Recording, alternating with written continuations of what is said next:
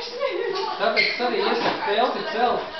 Tad, kad jūs esat tikko atnākuši uz nometni, izdomājuši, kurā vietā jūs to telti celsiet.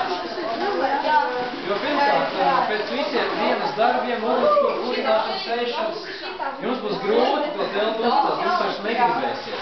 Un otrs, ja paliks stumšs, tad jūs arī neko vairāk neredzēsiet. Evo, Jāni, paņem ieliecītajā stūri.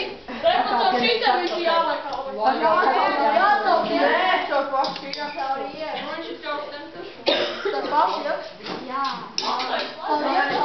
Saliek vienkārši, saliek. Jums ir gadījies telti celt? Jā.